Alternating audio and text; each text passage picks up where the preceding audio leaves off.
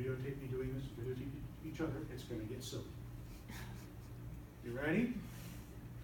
I know the second step is also kind of stupid, but hey, you really need to do it. Don't drop your phone, so both hands.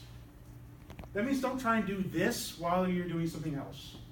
Don't try to do this while you're driving a car. Don't try to do this while you're eating some food. You're just going to get your camera all greasy. Seriously, put both hands on that thing. This thing costs way too much money for you to drop or break or get nasty. Both hands. It also makes it a lot more stable because you're using more of your body and you're concentrating more on the object. You will naturally start to stabilize it. Now, yes, phones are getting image stabilization just like camcorders had already. The phones are getting it. It's great. It's not as good as you doing it right in the first place.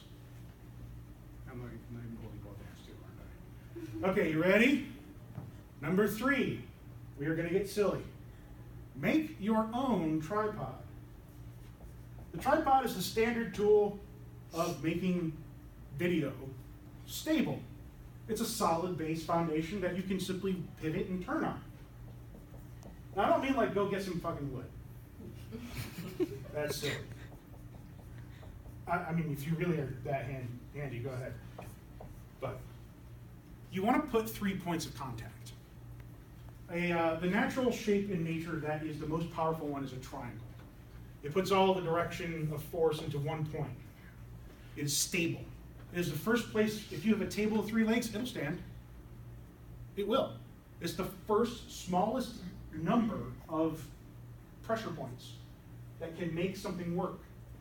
Your muscles are generally kind of connected this way too, with a broad side and a narrow side where it connects down at the bone.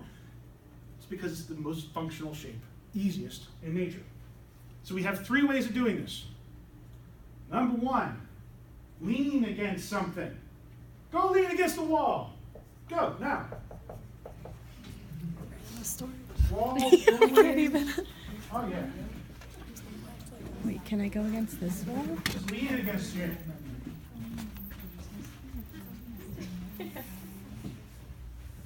Now, in this position, you're using the floor, the wall or doorway or whatever, and the camera.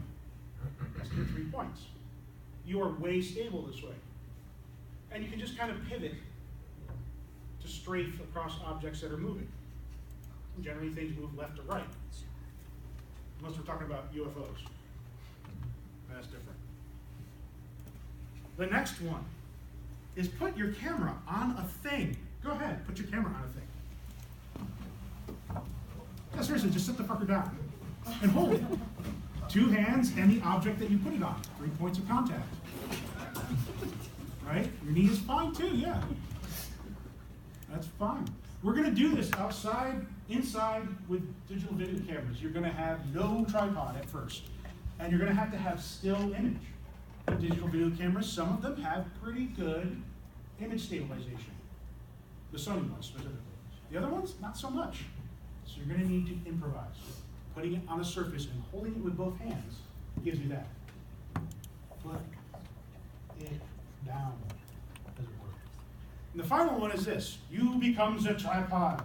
You've all done this before. I know you have, because I've seen you doing it. Some of you have been in my classes. And you get to that point where you're just tired in a class, and you sit there and you take your chair, and the professor's droning on and on and on and talking, and maybe it's late at night, or it's a videography class and you're bored out of your fucking mind, and you do this. Instead of your head, lean into the desk so your chest bone is on the desk.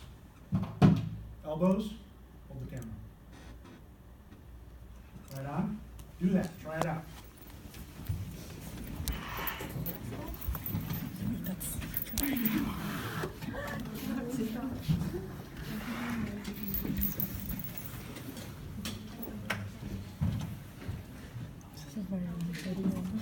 Yeah, sure. This makes your phone very stable. It makes a pretty decent pillow in a pinch. You're tired of class. I promise I'll keep you guys moving as much as possible. I know it's 7 o'clock at night. Trust me, I've been up since 5:30. Got lots of work. I got lots of work. You got lots of work. It's what being a student is. It's what it is being an adult. Don't call me an adult, it makes me really, really happy. Number 4 has less to do with doing something physical and more doing something mental. It's be mindful of lighting. Be mindful.